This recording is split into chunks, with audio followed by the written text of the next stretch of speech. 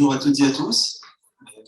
Merci Jacques pour cette introduction et ces quelques mots. Et puis je remercie la CGE d'avoir invité à introduire cette journée. Donc je vais vous parler effectivement du bon usage des statistiques à partir de réflexions que j'ai menées sur la question de la preuve scientifique en matière de politique éducative. Alors, quand on parle de statistiques, au fond, les travaux, je dirais, sur l'histoire de la statistique nous montrent au fond que la statistique, c'est bien sûr un outil scientifique, mais c'est aussi, depuis le départ, un outil de pouvoir. C'est vrai qu'aujourd'hui, on a plutôt tendance à penser que la statistique, si on prend une définition, c'est cette discipline mathématique qui permet d'effectuer différents types de comptages et qui présente un intérêt pour la société. Une définition assez large, donc qui met l'accent sur l'intérêt pour la société. Cet intérêt, il est à la fois, bien entendu, scientifique. C'est vrai que la statistique, elle sert un tas de disciplines, et la mienne en particulier, la sociologie. Donc, de ce point de vue-là, je ne m'attaque pas à la statistique en tant que telle, je ne vais pas la remettre en question. Je suis premier à m'en servir et à pratiquer des analyses statistiques de temps en temps. Mais aussi, la statistique, il faut rappeler qu'elle a, et ça c'est historiquement vrai, un intérêt politique. Et cet intérêt politique, d'ailleurs, il fut premier dans l'histoire. À l'origine, au XVIIIe siècle, la statistique, c'est un outil de gouvernement. Elle sert l'État.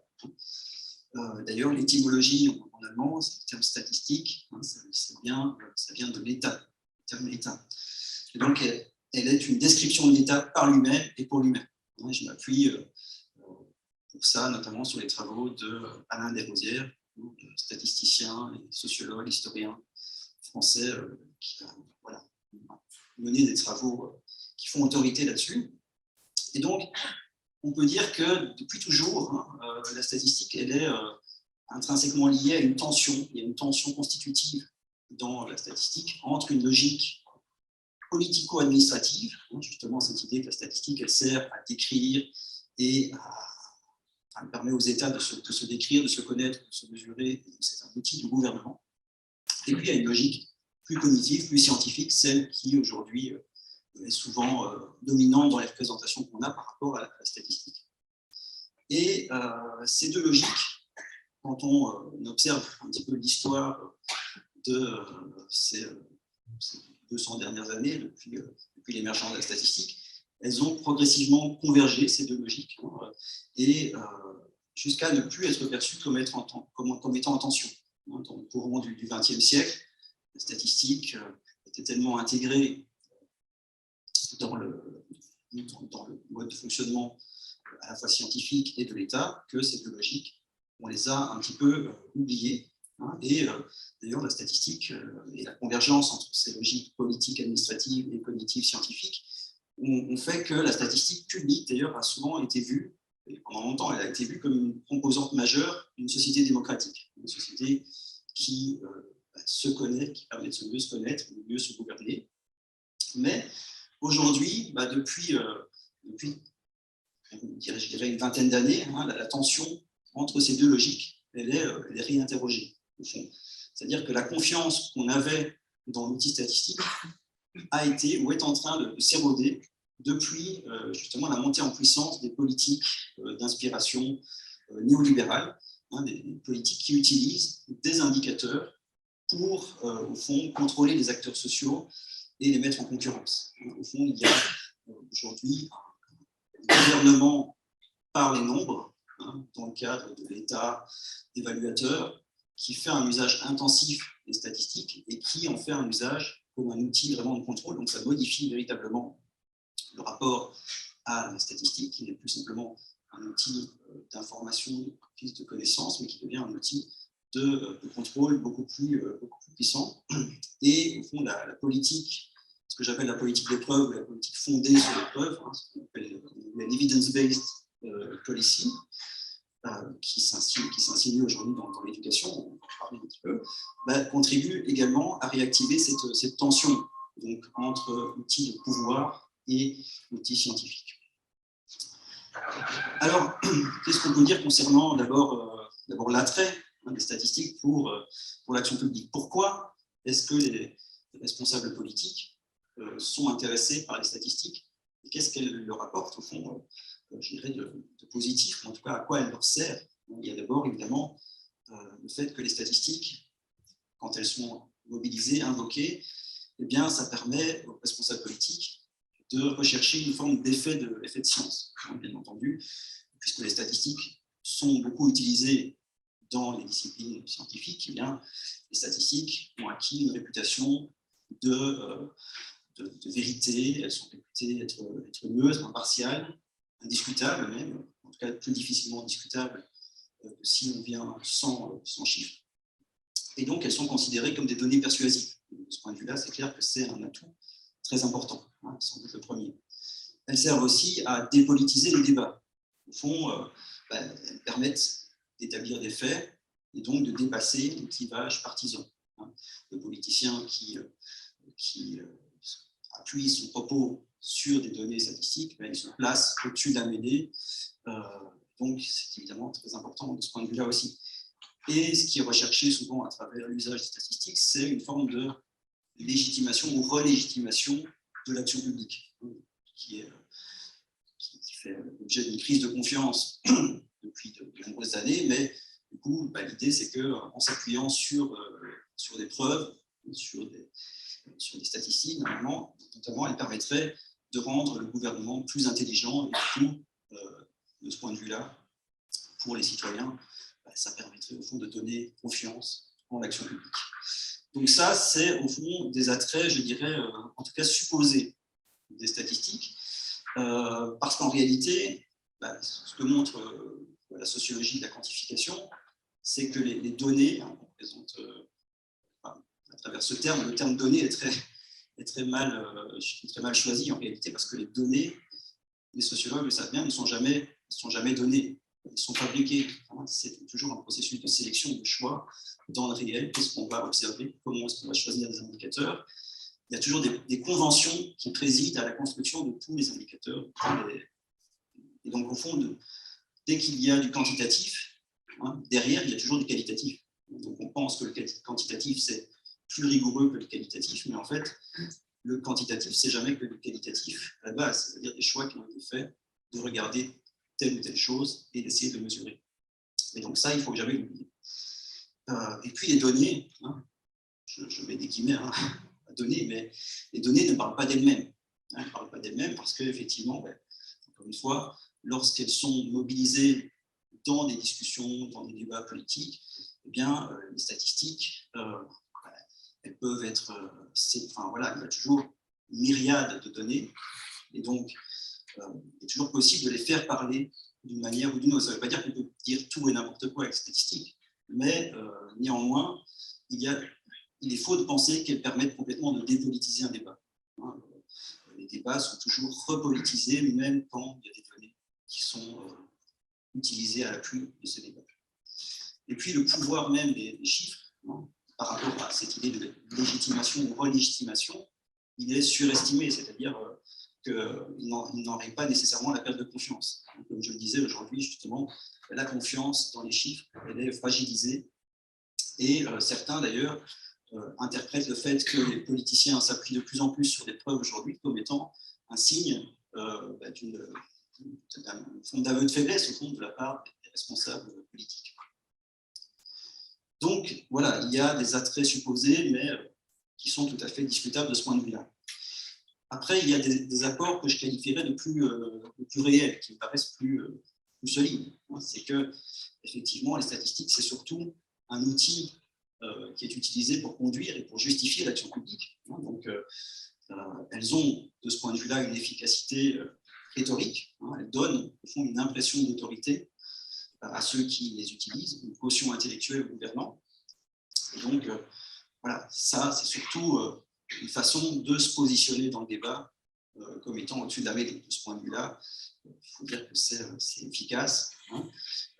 Et puis, un des apports véritables, c'est aussi que les statistiques sont quand même un outil de visibilisation de certains phénomènes. Et là, c'est vrai qu'aujourd'hui, si on ne mesure pas les choses, il est très difficile de faire émerger des questions à l'agenda politique, sans l'appui de chiffres. Donc, la mise en problème public, elle passe aujourd'hui par la mise en nombre.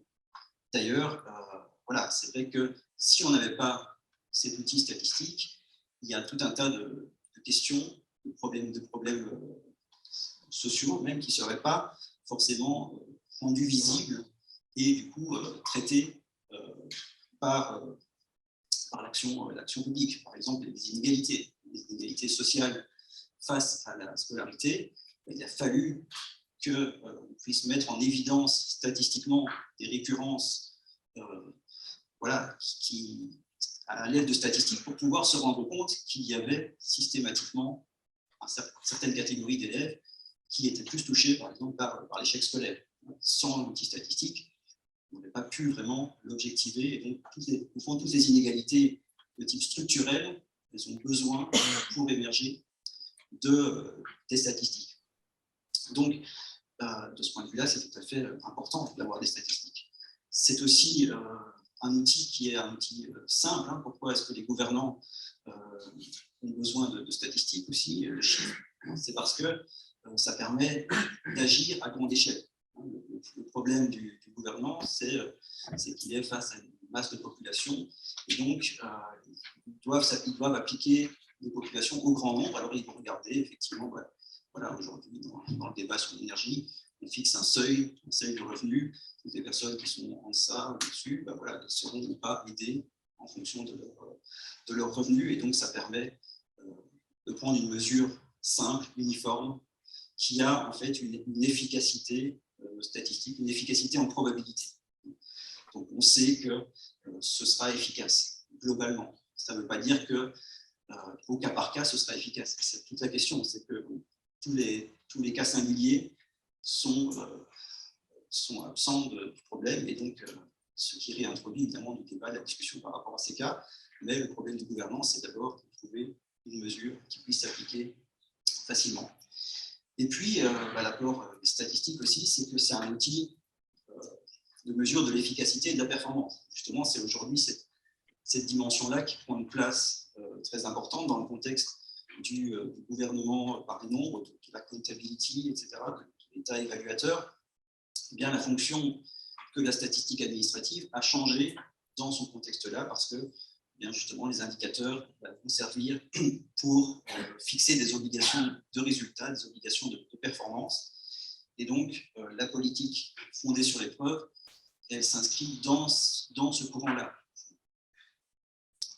Alors justement, la politique des preuves, ou l'evidence-based policy, donc, comment est-ce qu'on peut la définir simplement? C'est une politique qui est en principe conduite à la lumière des preuves scientifiques.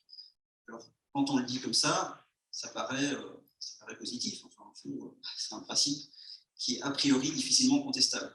C'est la difficulté justement de discuter, de critiquer ce genre d'approche, c'est que a priori c'est perçu comme un développement positif. Au fond, c'est l'idée qu'on irait vers un gouvernement plus intelligent qui a envie d'aller vers un gouvernement plus ignorant. Personne. Donc, il y a cette idée qu'en démocratie, c'est l'ignorance qui est le problème, et donc il faut de la connaissance, bien entendu. Et du coup, on se demande quelle pourrait être l'alternative. On ne voit pas trop. Déjà, l'appellation evidence-based est piégée. Est-ce qu'on voudrait une politique fondée sur autre chose que des preuves? Non, évidemment. Le problème, c'est que l'idée de fonder la politique sur des connaissances n'a pas attendu la politique des preuves. Ça fait longtemps qu'on essaye de se baser sur des connaissances. C'est simplement ce qui a changé, c'est ce qu'on définit derrière le terme de connaissance. Et aujourd'hui, avec la politique fondée sur les preuves en question sont définies de manière beaucoup plus restrictive qu'avant.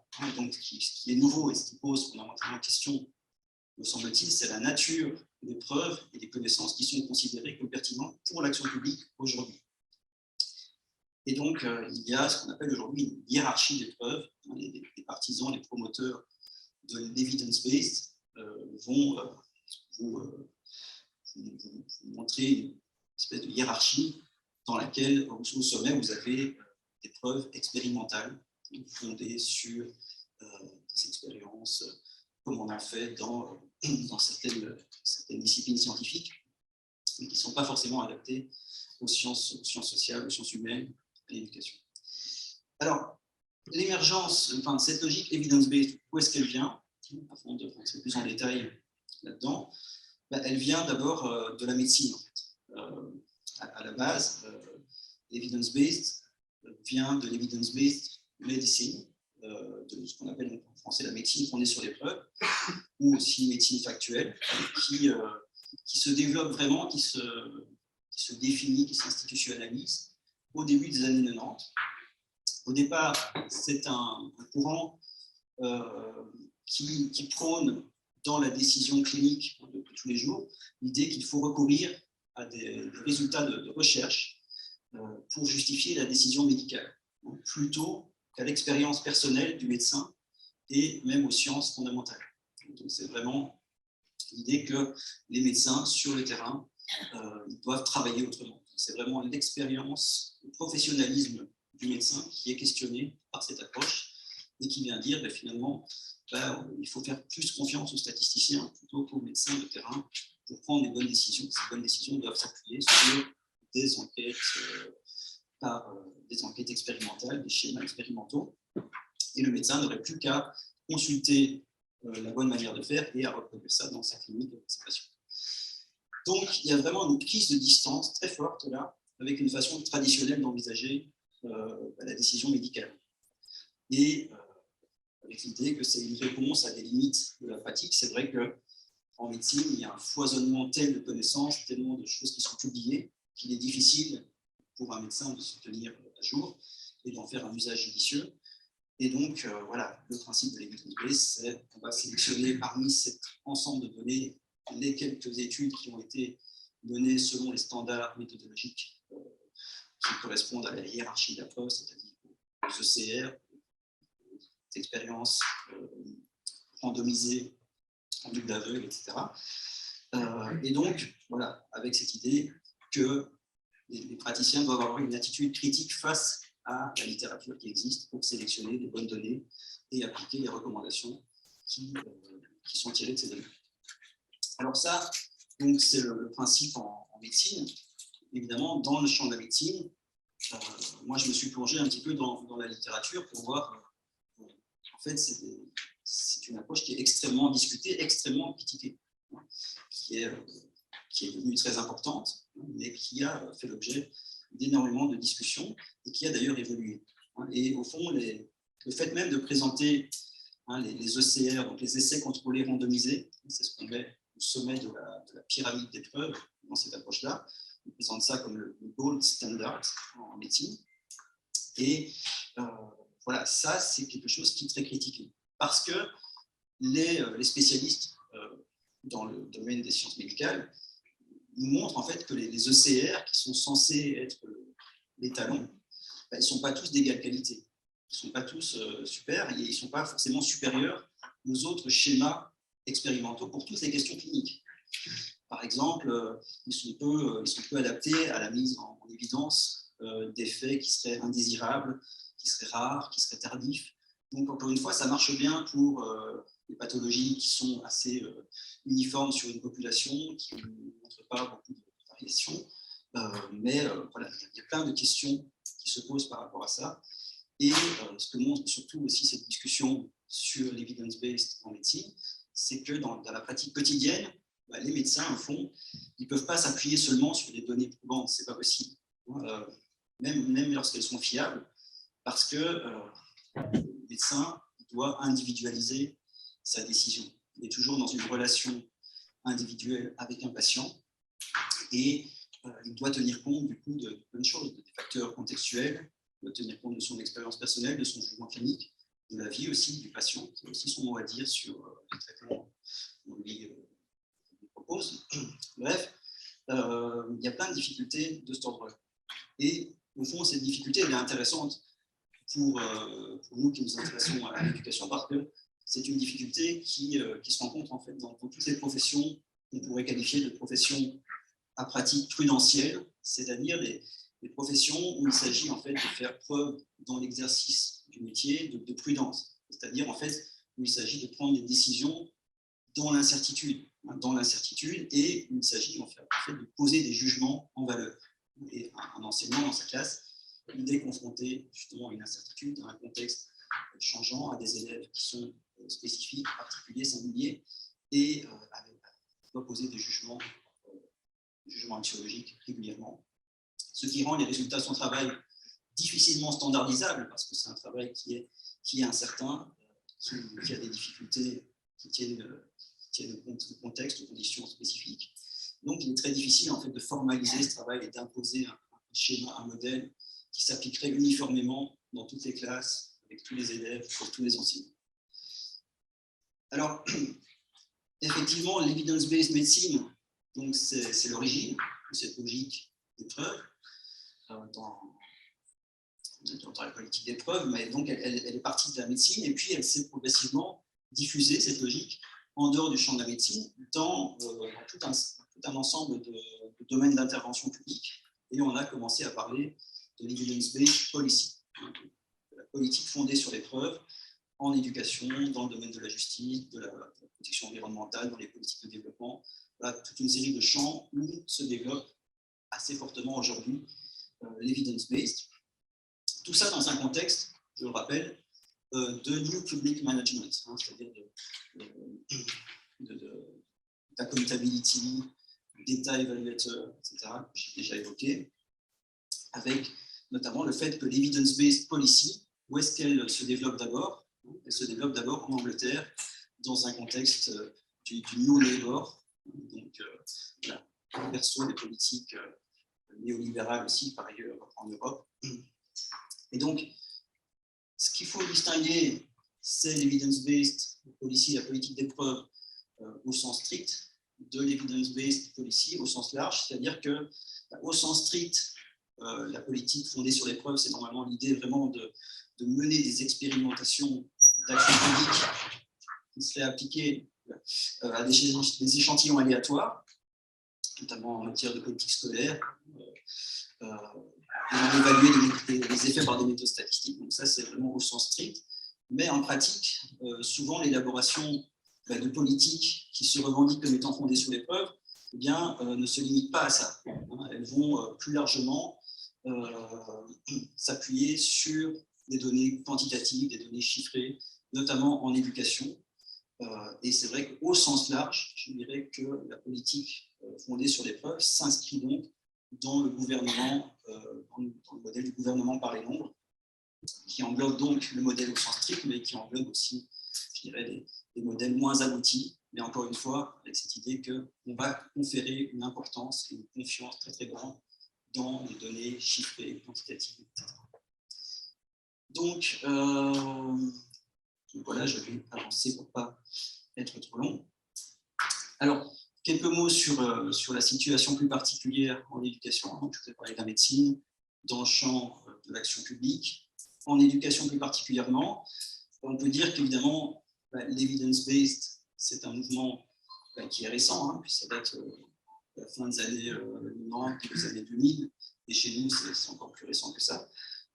Mais au fond, ça s'inscrit dans une tendance très ancienne en éducation où, au fond, on sait qu'elles occupent depuis longtemps les connaissances, notamment les connaissances statistiques, une importance assez grande, avec l'idée qu'au fond, en éducation, il y a depuis quasiment le début du XXe siècle une tradition de ce qu'on peut appeler l'ingénierie pédagogique. Une ingénierie pédagogique qui s'appuie sur des grandes enquêtes, notamment en essayant de repérer. Par exemple, il y a eu beaucoup de travaux sur les pratiques efficaces et qui prétendent qu'on peut identifier un espèce de modèle unique qui serait applicable partout. Et donc, c'est quelque chose qui est très présent, au moins depuis les années 50, cette tradition d'ingénierie pédagogique. et avec justement, comme je le disais, cette recherche de l'efficacité relative. Tout le courant du School Effectiveness peut être rattaché à cette logique-là. Et donc, c'est un modèle qui donc a eu une grande importance, et qui conserve d'ailleurs une grande importance en éducation. Mais au fond, les travaux qui font un peu le bilan de cette approche, de cette logique d'ingénierie, tendent à montrer que finalement, elle n'a pas vraiment porté ses fruits, en fait, cette approche. Elle a affiché des ambitions fortes, hein, et finalement, elle a été assez décevante en termes de capacité véritable à transformer l'éducation. Et donc, d'une certaine manière, elle a été pendant un temps confrontée à la concurrence d'approches plus qualitatives, hein, notamment dans les années 70, avec des approches qualitatives critiques, hein, qui ont été fortement présentes dans la littérature en éducation. Et puis, ces approches qualitatives et critiques elles-mêmes ont fait l'objet de critiques. Donc en fait, il y a une espèce de mouvement d'un peu de balancier, si vous voulez, qui font que les approches quantitatives ont déçu, les approches qualitatives ont pris le dessus à un moment donné, mais elles ont elles-mêmes déçu. Et aujourd'hui, on est un peu dans un mouvement de retour des approches quantitatives en force, avec précisément la montée de la logique evidence-based, hein, qui en fait se présente comme une espèce de nouveauté radicale, mais qui s'inscrit dans une espèce de tradition d'ingénierie, enfin, en tout cas dans une forme de positivisme, cette approche un peu naïvement scientiste, en pensant qu'on puisse, encore une fois, recourir à la science pour trouver toutes les solutions, et notamment à certaines façons de faire de la science surtout. Donc voilà, ça c'est quand même je trouve intéressant de voir qu'il y a un mouvement d'aller-retour de ce point de vue-là, et peu véritablement de progrès dans les connaissances qui permettent clairement de modifier fondamentalement les résultats des systèmes. Alors, l'evidence-based en éducation, en Belgique francophone, on peut dire qu'elle s'immisce particulièrement aujourd'hui avec le pacte pour un enseignement d'excellence, notamment via les changements pédagogiques que le pacte cherche à initier, avec notamment dans l'avis numéro 3 du pacte, hein, on peut voir tout un passage où il est clairement fait référence à la politique fondée sur les preuves, et il y a vraiment une volonté d'aller vers ce modèle plus fortement, qui est très affirmé, qui est très clairement affiché, même si on sent que les choses sont nuancées, sont tempérées, sont un peu relativisées par ailleurs, parce que d'un côté, dans l'avis numéro 3, vous voyez qu'il y a cette ambition qui est affichée, mais par ailleurs, on trouve des choses qui nous disent, par exemple, que des approches variées sont à privilégier selon les contextes, qu'il n'existe pas une seule et unique bonne façon d'enseigner. Donc, il y a une certaine ouverture à la diversité méthodologique, à la diversité des connaissances pour inspirer les façons d'enseigner. Mais malgré tout, il est quand même clairement affiché aussi dans l'avis numéro 3 que cette tolérance pédagogique n'est pas censée s'appliquer de manière uniforme. La tolérance ne s'appliquera pas aux écoles qui seraient en écart de performance, comme on disait avant, ou aux écoles en dispositif d'ajustement, je crois que c'est le terme actuel. Donc voilà, on sent quand même qu'il y a de la différenciation qui est opérée là, en fonction des types d'écoles et de leurs résultats, encore une fois, cette logique de la performance qui revient. Et ce qui est prévu justement pour ces écoles en dispositif d'ajustement suggère qu'en fait, la cause du problème de résultats de ces écoles, elle vient des mauvaises pratiques pédagogiques des enseignants. Et donc, ce qui renforce encore la culpabilisation des enseignants et qui est, me semble-t-il, plutôt de nature à miner leur confiance dans la réforme, confiance qui est indispensable pour justement que les enseignants adhèrent à ce grand chantier qui est le pacte pour un enseignement d'excellence. Si on veut que sa mise en œuvre se passe bien, on a plutôt intérêt à s'allier les enseignants. Mais je pense que ce genre de remarque n'est pas forcément va pas dans ce sens-là. Et en Belgique, encore une fois, l'evidence-based education, elle est marquée par une approche pédagogique particulière. Jacques en a parlé, c'est l'enseignement explicite, voilà, qui est donc un modèle qui nous vient des États-Unis et du Québec. Mais je n'en dirai pas plus ici, parce que dans le travail que j'ai fait, moi, je ne me suis pas centré sur la question de l'enseignement explicite. Il faudrait que je me penche plus en détail sur ce dossier.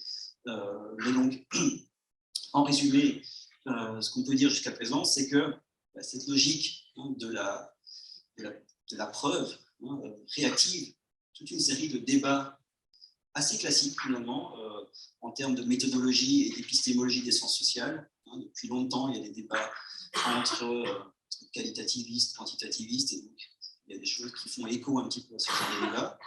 Et puis, il y a des débats qui portent aussi sur le risque de recourir à ce type de connaissances, à ce type de preuves, comme instrument de pouvoir, c'est-à-dire qu'il y a un risque de dérive technocratique ou épistémocratique, c'est-à-dire de donner le pouvoir à des experts, à des personnes qui maîtrisent ces statistiques, qui produisent ces statistiques, au détriment, évidemment, des utilisateurs, des citoyens, des professionnels du système éducatif.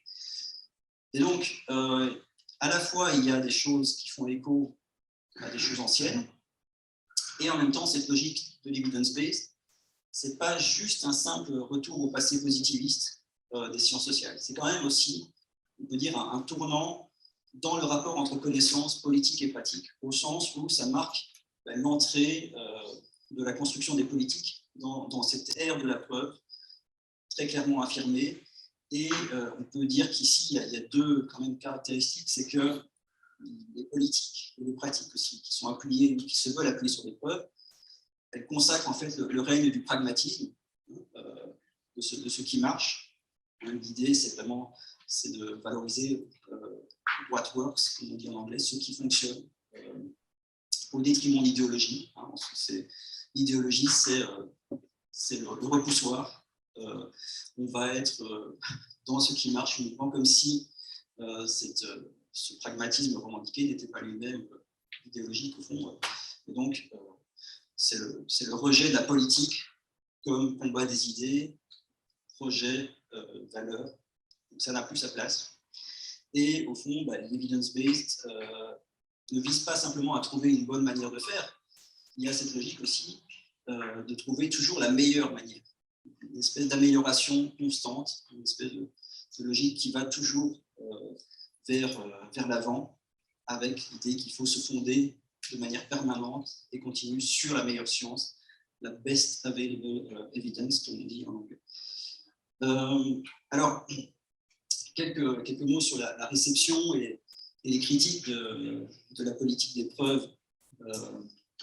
Il y a évidemment, comme en médecine, on retrouve l'idée que ce qui constitue une preuve solide, une preuve crédible, va être au centre des discussions. C'est-à-dire que la norme de l'expérimentation, je vous disais, il y a une hiérarchie des preuves. Au sommet, on a les méta-analyses, mais les méta-analyses sont censées être des synthèses, des enquêtes, enfin des recherches par expérimentation. Et l'expérimentation, elle est contestable dans les sciences sociales, parce que c'est un type de preuve qui est rarement disponible. C'est très difficile de mener des expérimentations en sciences sociales, en éducation aussi, ça se développe un petit peu, mais voilà, c'est pas forcément une preuve facile à obtenir, ni pertinente d'un point de vue méthodologique, compte tenu de la nature même des sciences sociales. Et donc, cette norme-là, le problème, c'est qu'elle a pour effet de conduire à écarter des débats, des savoirs qui sont produits par les sciences sociales à partir d'autres méthodologies plus classiques. L'ethnographie, l'approche qualitative sont relégués en tout en bas. C'est vraiment, si on n'a pas d'autres données, qu'on peut éventuellement considérer ça, mais ça vaut presque rien. Et du coup, voilà, la sociologie qualitative, l'anthropologie même de l'action publique, dont les apports sont déjà traditionnellement plutôt négligés, parce que ce n'est pas nouveau que les statistiques ont plus de poids dans le point de vue des décideurs, mais elles tendent à être encore reléguées davantage à l'ère de l'evidence-based education ou policy. Et donc, il y a aussi une critique qui porte sur le fait que cette évolution limite la prise en compte, au fond, d'une diversité de connaissances. Parce que la science, c'est le produit des connaissances, mais il n'y a pas que la science qui produit des connaissances. Je veux dire, il y a différents types de connaissances. Mais ici, on a une réduction de la connaissance à la science, mais en plus, dans la science, une réduction de la connaissance à certains types de méthodologies scientifiques. Mais par exemple, d'autres connaissances qui sont exclues des politiques fondées sur les preuves, c'est toutes les connaissances tirées de l'expérience, de la pratique professionnelle. Donc, la politique des preuves va à l'encontre d'approches qui préconisent, au fond, la coproduction de connaissances entre citoyens et experts, qui sont pourtant des modèles qui sont tout à fait intéressants, des forums hybrides qui associent les experts, mais aussi les citoyens qui ont leur mot à dire quand même, pour éviter justement les dérives technocratiques. Et donc ça, dans cette logique de la politique des preuves, on est clairement dans très peu de place qui est laissée aux citoyens, mais aussi aux professionnels. Donc ce qui, encore une fois, soulève la question du caractère démocratique de cette évolution, au-delà même de son efficacité. Même si c'était efficace, on pourrait se dire que ça pose des questions. Qui a voix au chapitre, qui a son mot à dire, qui décide, où sont les débats politiques dans tout ça. Pas évident. Bref, il me semble que le problème qui est posé par la politique fondée sur les preuves ne vient pas de la statistique en tant que telle. La statistique qui a rendu et qui continue à rendre en fait de grands services aux chercheurs, notamment en sociologie, en sciences sociales, donc, je l'ai dit, à condition, bien entendu, de voir que la statistique, c'est avant tout un outil. Pour un chercheur comme moi, je vous l'ai dit, j'utilise l'outil statistique mais comme un outil parmi d'autres dans une palette de méthodes auxquelles on est formé et auxquelles on recourt en fonction des objectifs et des questions de recherche qu'on se pose.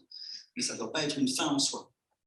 Et voilà, la méthode scientifique ne se réduit pas et ne doit pas être assimilée seulement à la mesure et à la mise en chiffres. Ça, c'est vraiment un appauvrissement très important.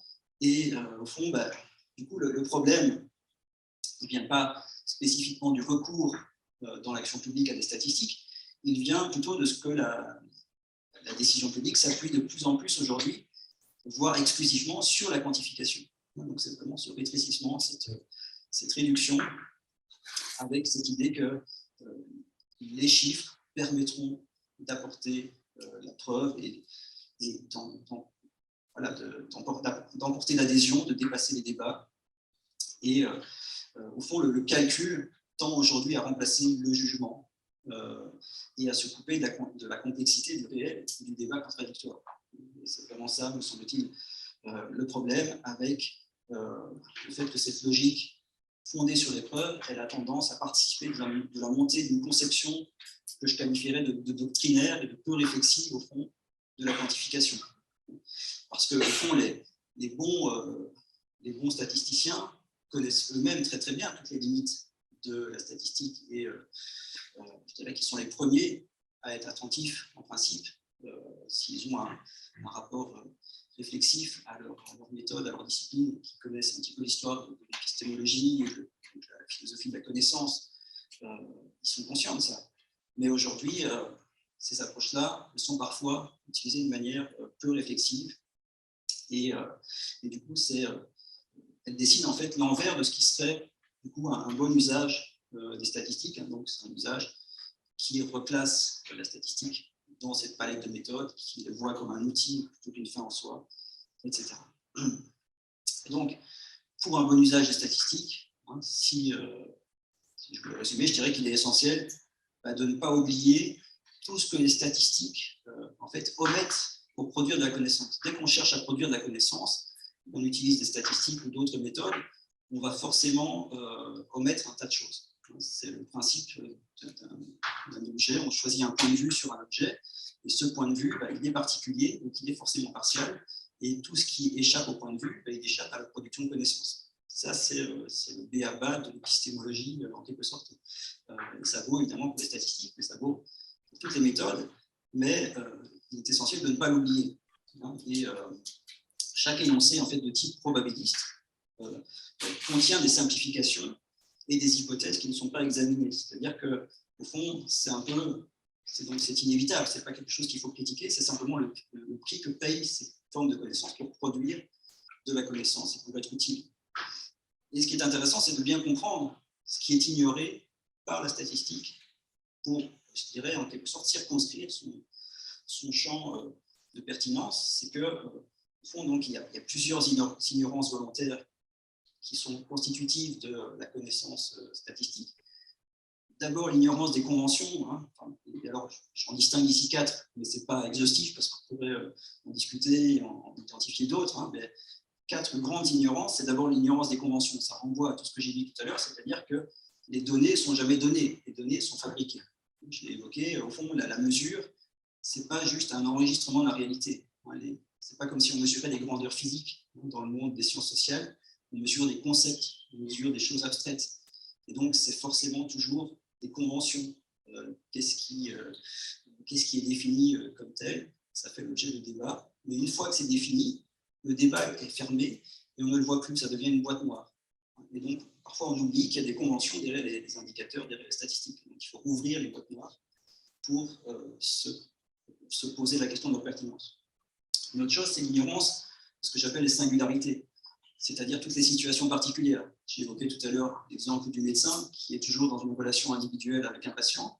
Eh bien ça, la médecine fondée sur les preuves, elle ignore nécessairement ça, puisqu'elle se base sur des statistiques, sur des récurrences, sur des moyennes. C'est la question de la moyenne. La moyenne, c'est une abstraction. Si vous avez une personne qui gagne 1 et une personne qui gagne 1000, la moyenne, ça va être entre les deux, mais elle n'existe pas, cette personne. Donc, encore une fois, les singularités sont souvent peu prises en compte par les statistiques. L'ignorance aussi des processus causaux. Au fond, le but des statistiques, c'est plus de prédire. C'est dans la logique de l'épidémiologie. On cherche à regarder s'il y a une corrélation, une récurrence entre, par exemple, le fait de fumer et le fait d'avoir un cancer. Mais il suffit de savoir qu'il y a un lien entre les deux. On n'a pas besoin de comprendre le mécanisme physiologique qui produit le cancer, à la limite. Donc les processus causaux, à la limite, dans l'approche statistique, on n'a pas besoin. Paradoxalement, on a souvent tendance à penser que les causalités sont au fondement des statistiques, mais en fait non, c'est plutôt la logique de la prédiction qui est pertinente. Et justement, les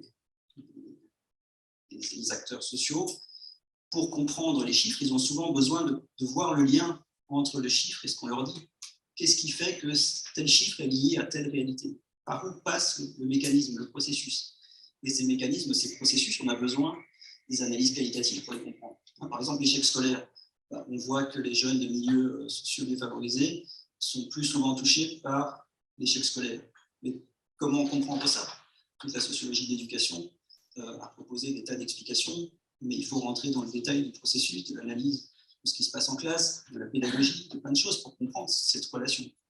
Mais à la limite, dans une logique statistique, on a juste besoin de savoir ça et on pourrait du coup prendre des politiques qui tiennent compte de ça sans avoir compris véritablement la réalité qui est derrière. Il y a aussi la question de l'ignorance des jugements, des savoirs profanes, je l'ai dit, donc les connaissances qui sont considérées sont les connaissances scientifiques qui sont produites avec certaines méthodes bien spécifiques, et du coup, les jugements, les savoirs professionnels, ils sont évacués, ils sont ignorés. Le problème, c'est que toutes ces formes d'ignorance que je viens d'évoquer, c'est une ignorance qui est souvent oubliée dans les approches que mobilisent un certain nombre de personnes qui recourent à ces approches. C'est-à-dire qu'au départ, les statistiques étaient un outil d'aide au raisonnement scientifique. Et comme je l'ai dit, quand ce sont des personnes qui le font de manière intelligente et pertinente, c'est tout à fait utile. Mais aujourd'hui, les statistiques ont tendance parfois à devenir quasiment synonymes de science.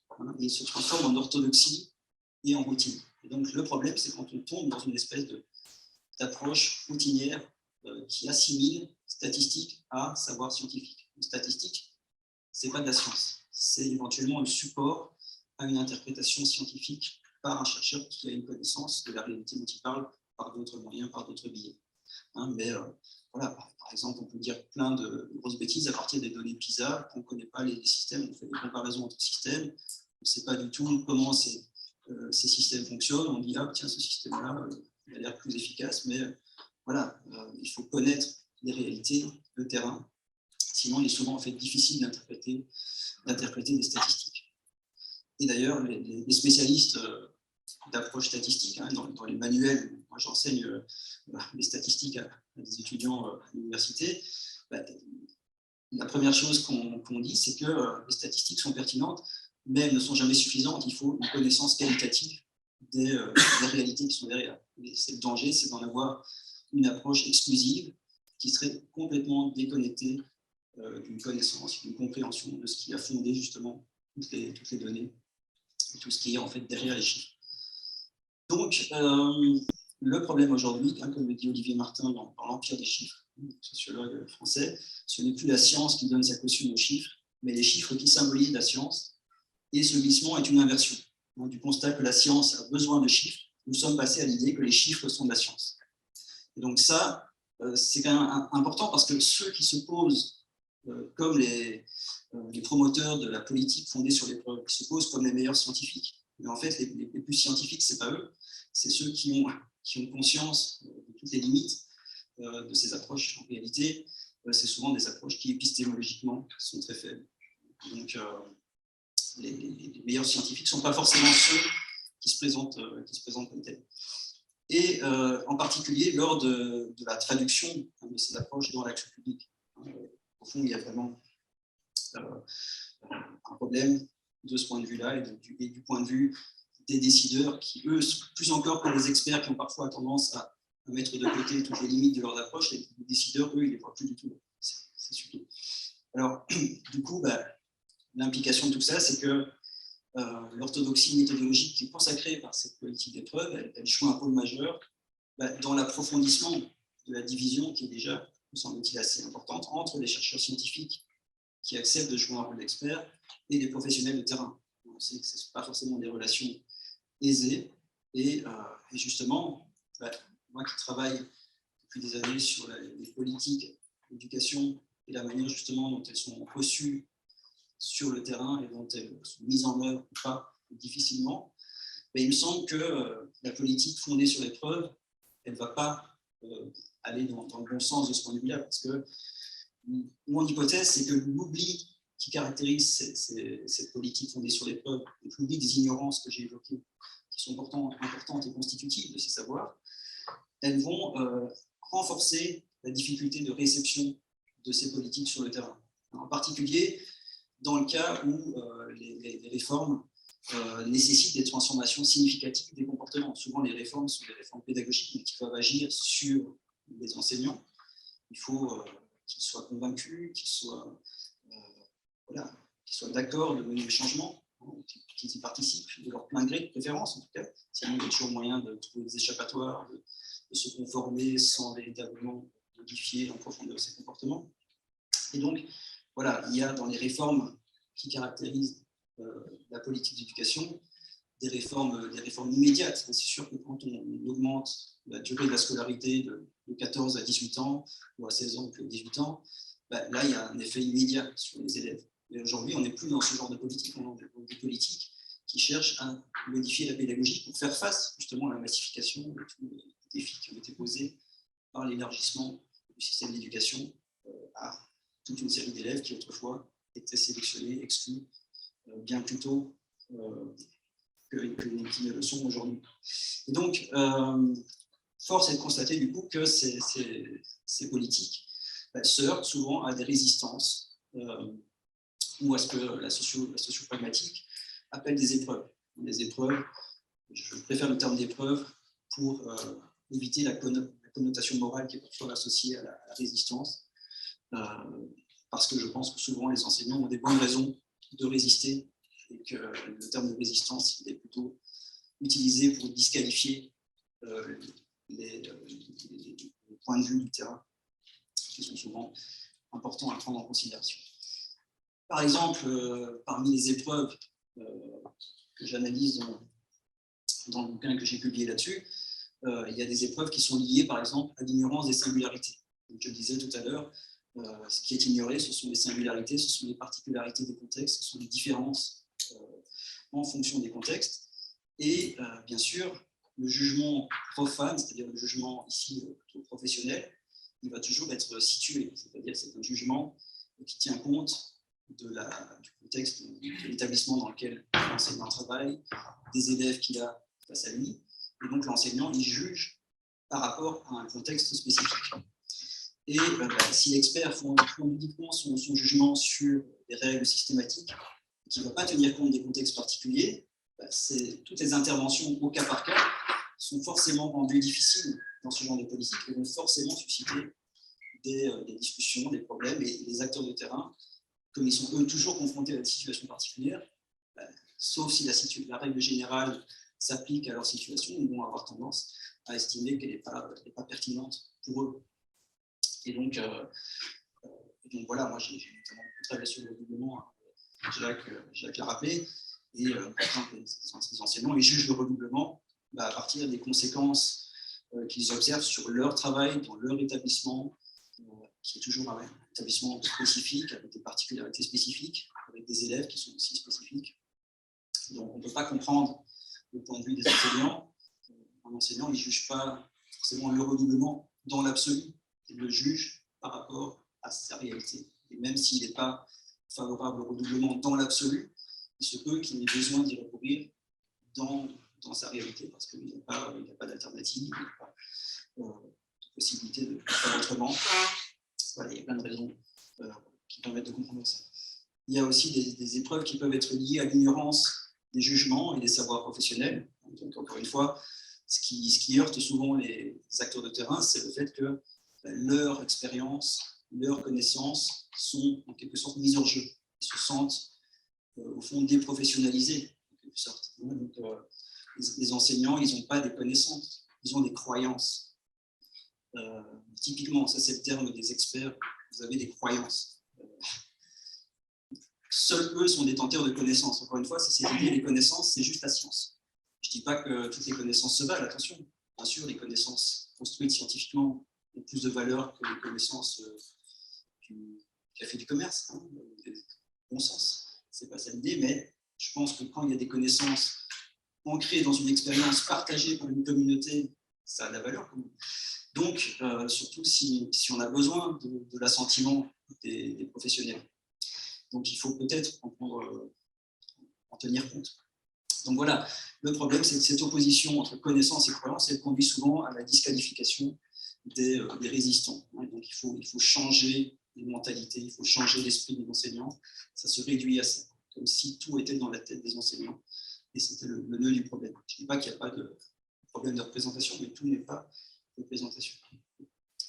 Donc voilà, ces épreuves, elles peuvent du coup conduire à la délégitimation de l'action publique. C'est ça, en quelque sorte, le danger, me semble-t-il, c'est que par un processus de montée au fond en généralité, de radicalisation de la critique, eh bien, l'ignorance des singularités, l'ignorance des savoirs d'expérience, notamment, peuvent conduire les acteurs de terrain à rejeter en bloc l'action publique, parfois même les représentants de l'action publique, les pédagogues en chambre, les experts déconnectés des réalités, enfin, il y a plein d'expressions comme ça qui circulent.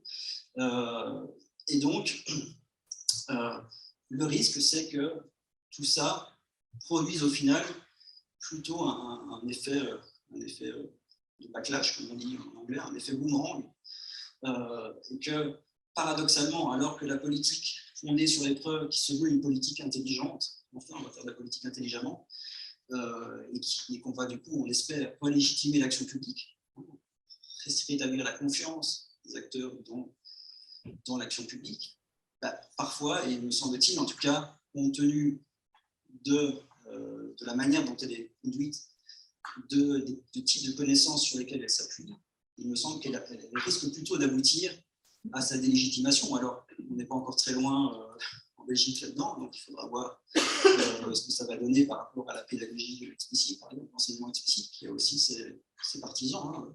Je ne dis pas que tous les enseignants sont opposés à ça. Mais voilà, il y a potentiellement un risque d'approfondir, me semble-t-il, l'écart déjà important entre acteurs de terrain et acteurs de l'action publique, experts, responsables politiques, etc. Donc, en conclusion, il y a, me semble-t-il, donc un risque démocratique si la politique des preuves se caractérise par une réception difficile, par des épreuves de réalité. Voilà, le risque, c'est que justement, ces réformes produisent plutôt ce que j'appellerais la déréalisation. Le sentiment qu'il y a vraiment un décalage tel entre ces politiques, ce discours qui est tenu et les réalités de terrain, que finalement, elles n'accrochent pas, elles ne soient pas reprises de manière, avec conviction en tout cas par les enseignants. Et donc voilà, cette déréalisation pour moi, elle est vraiment liée aux ignorances qui sont constitutives de ces savoirs et qui sont en fait oubliées, qui ne sont pas théorisées comme telles par les personnes qui les promeuvent. Et donc, encore une fois, ces épreuves, si elles ne sont pas prises au sérieux, elles peuvent comporter un risque démocratique, un rejet donc, des réformes, des experts, et ça me semble potentiellement une source de défiance dans l'action publique plutôt qu'une source de relégitimation. Et donc, je plaiderais, moi, personnellement, plutôt pour une conception qui soit une conception révisée, une conception élargie des preuves. Donc, l'idée de fonder l'action publique sur des connaissances, moi, je suis pour, évidemment. Mais, encore une fois, quelles sont ces connaissances? Qu'est-ce qu'on va considérer? L'idée, c'est qu'il faut se distancier d'une approche qui est celle qui prévaut actuellement et qui se fonde sur une épistémologie en fait positiviste et assez naïve. Et donc dans une espèce d'approche scientiste en croyant que la science aurait toutes les réponses et qu'on pourrait simplement donner des instructions aux enseignants qui deviendraient des applicateurs de savoir qui seraient pensés en dehors d'eux par des experts à partir d'expérimentations qui seraient menées sous un modèle de science dure, en quelque sorte, donc dans une définition, encore une fois, étroite de la preuve. Et je pense que c'est d'autant plus important qu'on est dans des domaines qui touchent à l'humain, et les humains sont toujours dotés d'autonomie, travaillent sur autrui, ce n'est pas quelque chose qu'on peut standardiser facilement, et je pense qu'on ne peut pas standardiser du tout d'ailleurs, et que ces politiques qu'on mène aussi sont des politiques qui ne sont pas des politiques à effet immédiat, mais des politiques qui demandent la collaboration des acteurs pour produire les effets positifs qu'elles cherchent à produire. Parce qu'évidemment, les effets de ces politiques, les intentions de ces politiques, on peut y adhérer encore, parce que comme tu disais, il y a toute une série de questions qui sont hors cadre. Les questions des finalités, du sens, ne sont même pas forcément présentes. Et donc, pour moi, ce qui est important, c'est se souvenir de tout ce qu'on ignore dans ces approches pour réviser et élargir les connaissances pertinentes.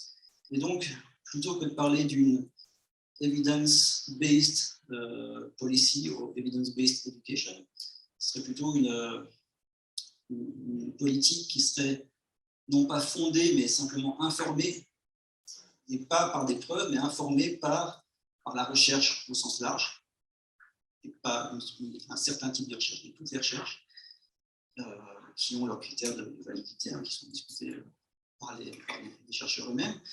La recherche, mais aussi la pratique, notamment les connaissances professionnelles. Et donc, il faut un usage qui soit raisonné, un usage élargi des preuves, et donc une approche qui soit plus réflexive, mais donc une approche qui élargisse aussi la définition aux recherches qualitatives qui permettent de tenir compte notamment de tout ce qui est les singularités, les éléments particuliers, la question des processus qui sont au centre des savoirs qualitatifs, qui permettent donc une approche qui permet aussi de prendre en considération la pratique et l'expérience, et pas seulement la recherche scientifique, parce que finalement, l'expérience professionnelle, elle peut aussi avoir de l'intérêt. Il est toujours intéressant de de la considérer, parce que justement, pour la mise en œuvre, on a besoin de cet input-là. Et donc, il vaut mieux parler finalement de politique, encore une fois, informée par les connaissances, plutôt que fondée sur les preuves. Alors, je termine. Évidemment, quand je dis qu'il faut tenir compte des recherches qualitatives, qu'il faut tenir compte des savoirs profanes, des savoirs professionnels, des situations particulières, des contextes locaux, je pense que ça ne veut pas dire que si on fait ça, on s'exonère de toute difficulté, évidemment. Et donc, ce qu'il faut aussi, pour éviter les déceptions, c'est de ne pas placer d'espoir démesuré dans la recherche, en fait, quelle que soit son épistémologie, pour orienter l'action publique et les pratiques. D'une certaine manière, il faut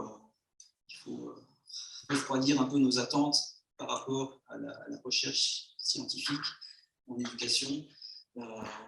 Même des bonnes connaissances, comme le dit Martin Hammersley, même des bonnes connaissances au service de bonnes causes peuvent avoir parfois des effets négatifs. C'est très difficile, en fait, de se savoir exactement à l'avance quelles seront les conséquences d'une réforme politique. Même lorsqu'elle a été bien construite, appuyée sur les savoirs, on a évidemment plus de chances de produire des choses pertinentes, mais on n'est jamais assuré de ça. Et donc, ce dont la politique a besoin, c'est peut-être un peu banal de le rappeler, mais elle a besoin aussi de débats, de discussions proprement politiques sur quelles sont les valeurs, quels sont les projets qu'on veut mener. C'est des débats que la science elle-même ne peut pas trancher. Il ne faut pas que la science prétende pour trancher ça, parce que ce n'est pas des questions que les scientifiques peuvent résoudre. Voilà, je vous remercie. Je m'arrête ici en vous renvoyant éventuellement, si ça vous intéresse, pour aller plus loin vers ces ouvrages.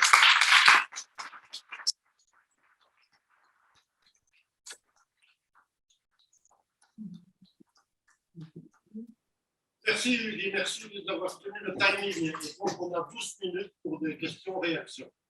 Voilà. Allez-y. Levez le bras et vous aurez la parole. Oui. J'ai une petite question. Je me demandais s'il n'y avait pas aussi une influence de l'informatisation, de l'intelligence artificielle. Je pense notamment aux personnes qui travaillent dans les call centers, où elles ont en fait l'ordinateur qui déroule tous les processus de travail et elles ne sont plus que lecteurs, etc.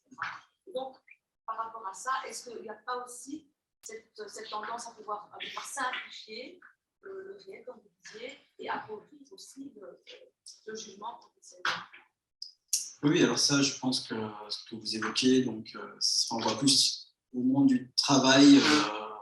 Donc, c'est vrai que dans un tas d'entreprises, il y a d'automatisation de tâches qui étaient autrefois opérées par des professionnels auxquels on faisait appel à le jugement, qui ont été standardisés et passés par des procédures à suivre. Donc ça, je pense que ça renvoie à une logique assez semblable effectivement à celle qui s'immisce dans un certain nombre de politiques publiques. Ce qui est choquant, c'est que traditionnellement, les enseignants sont considérés comme des professionnels, c'est-à-dire des acteurs qui sont capables de poser des jugements en situation et dont le travail ne peut pas être standardisé, en fait. Alors qu'effectivement, dans un call center, on peut peut-être plus facilement suivre un certain nombre d'instructions en fonction de la demande. Enfin, je ne sais pas, mais le type de métier est différent aussi, c'est-à-dire que c'est pas forcément un travail sur autrui de la même nature que celui de l'enseignant. Mais c'est vrai qu'on peut voir de manière générale des tendances. Je voulais faire le lien notamment avec des plateformes de e-learning ou d'auto-apprentissage, de projet, proposer des espaces qui vont remplacer l'enseignant à certains moments, que ce soit peut-être de la communication, peut-être de l'apprentissage de langue, etc. D'accord, oui, ça je n'ai pas travaillé là-dessus. Effectivement, je ne sais pas si ça se développe actuellement fortement et si on peut relier ça à la politique des preuves. Je ne sais pas. Donc là-dessus, je ne peux pas vraiment vous répondre spécifiquement parce que je n'ai pas étudié ce sujet-là. Mais c'est vrai que si on allait vers ça, ça pourrait être très interrogeant, enfin, très discutable, clairement. Une autre réaction, oui, monsieur? Justement, pour faire le lien, mais faites un constat sur les ignorances volontaires par les politiciens notamment qui font usage de statistiques. Mais connaissant le contexte actuel de volonté, notamment justement de marchandisation de l'enseignement et donc de proposition de ce type de plateforme le plus automatisé possible, cette vision-là est évidemment, je ne sais pas si vous avez les statistiques à nouveau, parce que je ne comprends que ça, mais pour montrer justement qu'il y a là derrière une volonté. La question, en fait, elle est simple, c'est que faire? Étant donné ce constat, comment agir sur des gouvernants qui, pour la plupart, vont être acquis à des causes qui dépendent en fait, soutiennent des valeurs qui ne sont peut-être pas les nôtres. Et je trouve que c'est super d'éclairer les consciences, mais maintenant, que faisons-nous avec ça? Est-ce que vous avez déjà des questions? Oui, c'est une bonne question, hein, mais effectivement, je pense que la tendance va aller vers ça, que ce sera difficile de réfréner le mouvement. Je pense. Enfin, c'est pour ça que à la fin du bouquin, on ne rejette pas en bloc l'approche fondée sur des connaissances, enfin, mais justement, on essaye de la rendre plus réflexive et de l'élargir en se disant qu'on n'arrivera pas à l'empêcher. Donc, essayons d'apporter et de fonder une critique la plus constructive possible parce que je pense qu'il y a un certain nombre de scientifiques et d'experts qui sont derrière ces approches qui sont de bonne foi et avec qui il doit y avoir moyen de discuter. Le problème, c'est effectivement les décideurs, eux, qui n'ont pas du tout la conscience effectivement de tout ce qui est ignoré. Donc, ce qui est clair, c'est qu'en médecine, il y a eu des évolutions. Je vous ai parlé du fait que ça venait de la médecine et qu'il y avait toute une série de critiques, et ces critiques, elles ont quand même porté, parce qu'il y a eu une révision de la hiérarchie des preuves. Enfin, la hiérarchie n'a pas été bousculée, attention, reste ce qui est porté au pinacle reste toujours les essais randomisés, etc.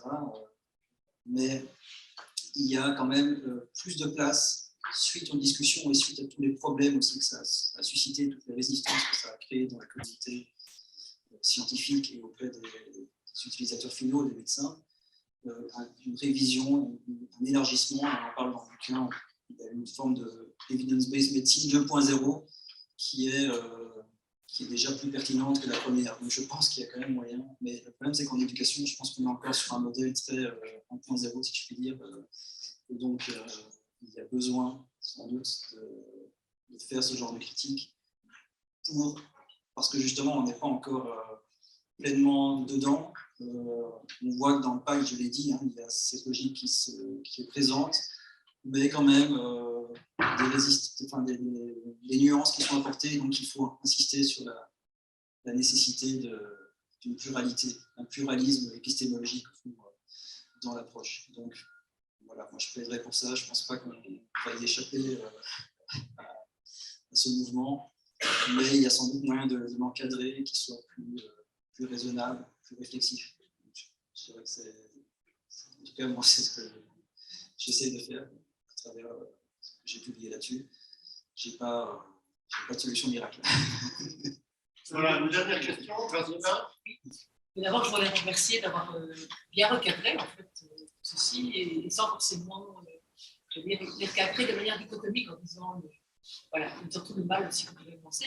Est-ce qu'une piste ne serait pas justement de travailler un petit peu plus ce qu'on appelle les recherches collaboratives, c'est-à-dire les recherches qui travaillent avec les acteurs de terrain? Je pense qu'en éducation, c'est une piste qui me paraît intéressante et où on essaie de sortir un peu du coup parce que là, il y a une approche évidemment qualitative qui est extrêmement intéressante et là, il y a un vrai travail avec les gens de terrain qui ont bien raison de trouver qu'on les oublie parfois justement dans les analyses. Absolument. Mais je pense que l'idée de développer des recherches collaboratives, c'est sûr que ça, c'est clairement une piste aussi. Hein. Je vous rejoins par rapport à ça. Je pense malheureusement que la tendance, si elle s'approfondit vers cette logique fondée sur les preuves, risque de reléguer ces approches de manière très marginale, mais qui avaient parfois trouvé leur place ces dernières années. Certains certaines expériences qui ont pu être menées dessus, mais qui n'ont plus vraiment la tendance aujourd'hui. Donc, je trouve qu'il faudrait contrebalancer en tout cas ce type d'approche par des approches notamment collaboratives pour donner plus de poids au regard et aux expériences et aux pratiques de terrain et co-construire ensemble des connaissances qui puissent véritablement s'appliquer en fait, ou modifier de manière plus pertinente les pratiques parce qu'elles tiendraient compte des réalités que vivent les professionnels qui sont quand même les meilleurs experts de ce qu'ils vivent eux, enfin, je veux dire sur leur terrain, dans leur classe, ce qui est difficilement. Voilà, merci beaucoup. Merci beaucoup, Hugues. Merci.